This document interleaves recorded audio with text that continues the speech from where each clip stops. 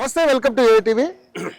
తెలంగాణ రాష్ట్రంలో BRS party ఎంతో ప్రతిష్టాత్మకంగా ఏర్పాటు చేసినటువంటి 25 వసంతాలకు సంబంధించిన రజతోత్సవాలకు సంబంధించినటువంటి వేడుకలు ఎలకతుర్తిలో చాలా అంగరంగ వైభవంగా జరుగుతూ ఉన్నాయి. సభా ప్రాంగణంలో ఉన్నాం మనం. చూస్తే దాదాపుగా 400 మంది కూర్చోగలిగే అద్భుతమైనటువంటి స్టేజ్ను కూడా ఏర్పాటు చేశారు.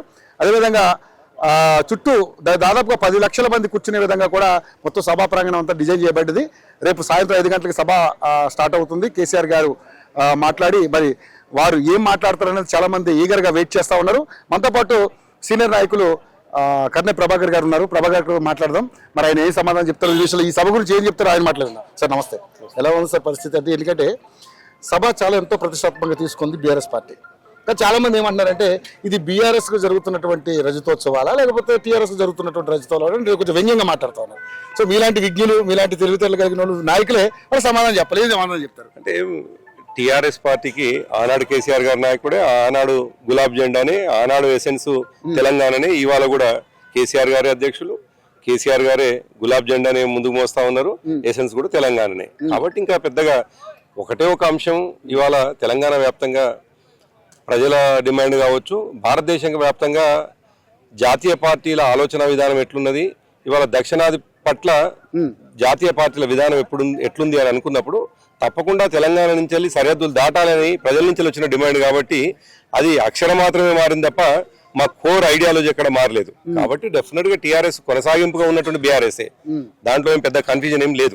టీ అనే అక్షరాన్ని తొలగించి ఈ రోజు పార్టీ పరిస్థితికి వచ్చింది అనేది చాలా మంది మాట్లాడుతున్నారు. నేను ఏమంటున్నాను, మా కోర్ ఐడియాలజీ డెఫినెట్ గా తెలంగాణ, దాంట్లో అటువంటి ఏం కన్ఫ్యూజన్ లేదు. నాయకుడు కూడా మా కేసీఆర్ గారే. 2001లో పార్టీ పెట్టినాడు కేసీఆర్ గారే మా అధ్యక్షుడు, ఇవాళ కేసీఆర్ గారే అధ్యక్షుడు. గులాబీ జెండానే, గులాబీ జెండాలో కూడా ఏం మార్పు లేదు. కాబట్టి మా కోర్ ఐడియాలజీ ఎక్కడ మారలేదు. కాబట్టి సరే, రాజకీయంగా విమర్శిస్తున్నటువంటి వాళ్లకు సమానం చెప్పాల్సిన అవసరం లేదు. కానీ మా ఐడియాలజీని, మేము నడవాలనుకున్న నడకని అర్థం చేసుకున్నటువంటి ప్రజలు తప్పకుండా మా వెంట నడుస్తారు, దాంట్లో ఎటువంటి అనుమానం లేదు. ఇవాళ దేశవ్యాప్తంగా ఉన్నటువంటి వాళ్ళు కూడా ఈ 2 రాజకీయ పార్టీలు, 2 జాతీయ పార్టీలు ఈ దేశంలో ఏ ఒరవడితో పోతా ఉన్నాయి, ఏ పద్ధతులు నడుపుతున్నారు అనేది ఇప్పటికే విసివేసా అన్నారు. ఇవాళ దక్షిణాది, నిజానికి ఇవాళ కేసీఆర్ గారు ఆలోచించినట్టుగా దక్షిణాది నుండి ముఖ్యంగా బీఆర్ఎస్ కు ఒక 25-30 ఎంపీ సీట్లు ఉంటే తప్పకుండా ఢిల్లీ దిగొచ్చేది కదా. ఇవాళ ఆంధ్రప్రదేశ్ కు ఎక్కువ నిధులు ఎందుకు పోతా ఉన్నాయి, తెలంగాణకు నిధులు ఎందుకు రావటం లేదు, చాలా స్పష్టంగా కనిపిస్తా ఉంది కదా. అంటే కేసీఆర్ గారు అనుకున్నది అనుకున్నట్టుగా జరిగి ఉంటే మీరు ఇవాళ ప్రశ్నని ఇంకో విధంగా అడిగేవారు. కాబట్టి అడుగులు వేస్తున్నటువంటి సందర్భంలో ఎక్కడైనా అడుగు తడబడ్డప్పుడు వచ్చే ప్రశ్నలకు మేము బెదరటోళ్ళమేం కాదు. డెఫినెట్ గా ఇటువంటి ప్రశ్నలు 2001 నుండి 2024-23 మేము ఓడిపోయేంత వరకు కూడా ప్రశ్నలు వచ్చినాయి. మా సమాధానం కార్యరూపంలో కనిపించింది, ఫలితం చూపించడంలో కనిపించింది, కేసీఆర్ గారు విఘ్నత ప్రదర్శించడంలో, చాణక్యత ప్రదర్శించడంలో కనిపించింది. కాబట్టి రాజకీయంగా ఎవరైనా ఆరోపించినట్లయితే వారికి ఏం సమాధానం అవసరం లేదు. సమాధానం ఇప్పటికే ప్రజల్లో ఉంది, దానికి ఎటువంటి కన్ఫ్యూజన్ లేదు. ఎలా ఉన్నాయి సార్ ఏర్పాట్లు? ఎలా ఉన్నాయి? ఎందుకంటే దాదాపుగా పార్కింగ్ కి 900 ఎకరాలు పెట్టారు, సభా ప్రాంగణానికి 400 ఎకరాలు పెట్టారు.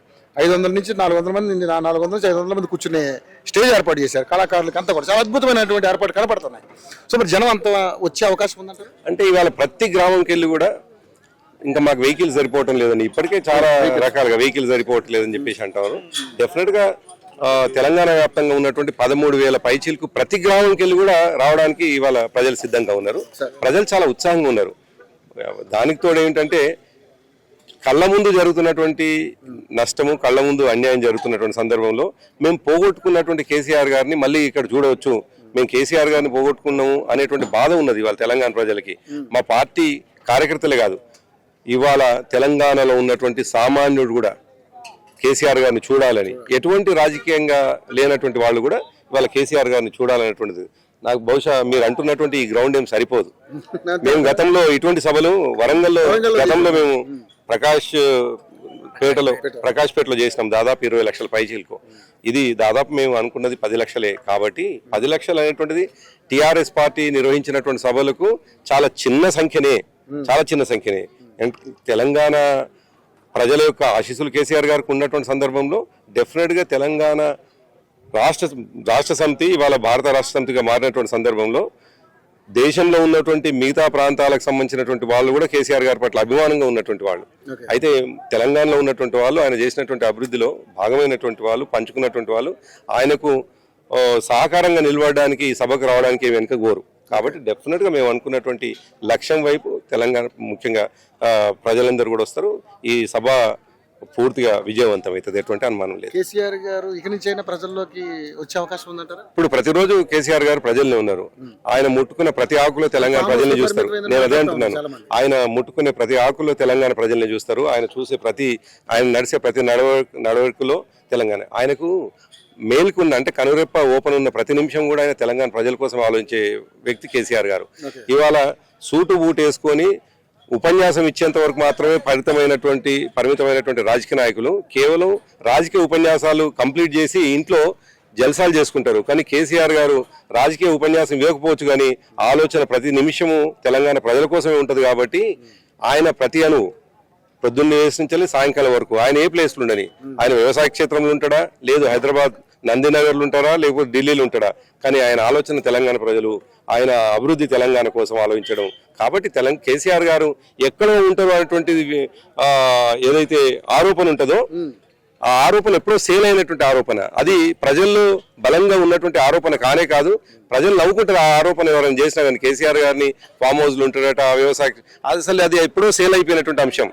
2014 కంటే ముందు కూడా ఇటువంటి ఆరోపణలు అనేక సందర్భాలు 2009 నుండి 14 వరకు మేము విన్నాం. కానీ 2014 తెలంగాణ రాష్ట్రం వచ్చింది, తెలంగాణ ప్రజల ఆశీర్వాదంతో 10 సంవత్సరాలు మేము అధికారంలో ఉన్నాం. కాబట్టి అది వ్యవసాయ క్షేత్రంలో ఉండడాన్ని తెలంగాణ ప్రజలు తప్పుపట్టరు. ఎందుకంటే తెలంగాణలో ప్రధాన జీవనాధారం వ్యవసాయము. ఆ వ్యవసాయం జరుగుతున్నటువంటి ప్లేస్లో ఇండ్లు కట్టుకుని వ్యవసాయం చేసుకుంటే వాళ్ళ సంఖ్య చాలా ఉంటుంది. కాబట్టి వ్యవసాయ క్షేత్రంలో ఉండడాన్ని ఫామ్ హౌస్గా మాట్లాడి ఆరోపణ చేస్తున్నటువంటి వాళ్ళ పట్ల తెలంగాణ ప్రజలు అప్రమత్తంగానే ఉంటారు. కాకపోతే సార్ ఇక్కడ నేను అన్న క్వశ్చన్ అంటే ఇది అధికార పక్షం కానీ ప్రతిపక్షం కానీ వస్తున్నటువంటి అంశాలు కాబట్టి, ఎందుకంటే అంతకుముందు ఏ మంత్రులకు కానీ పర్మిషన్ మాట్లాడడానికి అవకాశం లేదు, ఎవరిని కలవడానికి ఇష్టపడలేనటువంటి కేసీఆర్ గారు అహంకారపూరితంగా వ్యవహరించారని చెప్పేసి అన్నారు. అహంకారానికి చెల్లిచిట్టి రాశారు. ఈ రోజు మా ప్రజాపాలన కొనసాగుతుందని మాట్లాడుతున్నారు. మరి అటువంటి ఏ సంబంధం? అదే ఆ ప్రజాపాలన చేస్తున్నటువంటి ఇప్పటి ముఖ్యమంత్రి ఏ మేరకు ప్రజల్ని కలుస్తున్నాడు, వాళ్ళ ఎమ్మెల్యేలు ఏ స్థాయిలో కలుస్తున్నాడు, వాళ్ళ మంత్రులు ఏ స్థాయిలో ఆరోపణలు చేస్తున్నారో చూస్తూ ఉన్నాం. కానీ 2001 నుండి మొదలుకొని 2014 వరకు ఒక ప్రజానాయకుడిగా ఉన్నటువంటి వ్యక్తి ఆయనే ముఖ్యమంత్రి అయితే తెలంగాణ ప్రజలకు ఏ మేరకు చేరువైండు. ఏ నాయకుడైనా కోరుకునేటువంటిది మా నాయకుడి దగ్గరికి వెళ్ళి మేము మా ప్రాంతంలో ఉన్నటువంటి సమస్యని ఆయన విన్నవించాలని కోరుకుంటారు. కానీ ఆ సమస్య ఆల్రెడీ మా ముఖ్యమంత్రికి, మా అధ్యక్షుడికి తెలిసి ఉంటే నిజానికి మా నాయకులు అంతకంటే సంతోషపడేది ఏముంది. వాళ్ళని కలిసి ఆర్భాటం చేసే కంటే కూడా చెప్పాల్సినటువంటి సమస్య అప్పటికే మా నాయకుడికి తెలుసున్నటువంటి సందర్భంలో డెఫినెట్గా అనేక సమస్యలు పరిష్కారమైనవి. కాబట్టి ఆ సమస్యకు అసలు ఆ సమస్య ఉత్పన్నమే కాదు, ఆ ఆరోపణ ఎటువంటి ప్రాధాన్యత లేనటువంటి ఆరోపణ. సౌకర్యాలు కూడా బాగా జరుగుతున్నాయి. డెఫినెట్గా దాదాపు కొన్ని వేల వెహికల్స్ వస్తున్నాయి. మీరు అన్నట్టుగా 900 3 దారులు ఇవాళ. ఒకటేమో సిద్దిపేట ఆ ప్రాంతం నుంచి వచ్చేది ఒక దారి, అదేవిధంగా నిజామాబాదు, ఆదిలాబాదు, కరీంనగర్ మెయిన్ కోర్ కరీంనగర్ నుంచి వచ్చేదానికి ఒక దారి, వరంగల్, ఖమ్మము, నల్గొండ, మహబూబ్నగర్, హైదరాబాద్ నుంచి రావడానికి ప్రధానమైన దారి. సో వీళ్ళందరికీ కూడా ఎక్కడెక్కడ నిజానికి ఇప్పటిదాకా మేము అనేక 20 సంవత్సరాలుగా అనేక బహిరంగ సభలు నిర్వహించినాం. ఈ దేశంలో బహిరంగ సభలు నిర్వహించడంలో నిష్ణాతులైనటువంటి నాయకులు ఉన్నటువంటి పార్టీ మా పార్టీ. కాబట్టి ఇంత చక్కగా ఇవాళ ఏర్పాట్లు నాకు తెలిసి బహుశా 20 సంవత్సరాలు ఎప్పుడు జరగకపోవచ్చు. అంత అద్భుతమైనటువంటి ఏర్పాట్లు జరిగినాయి.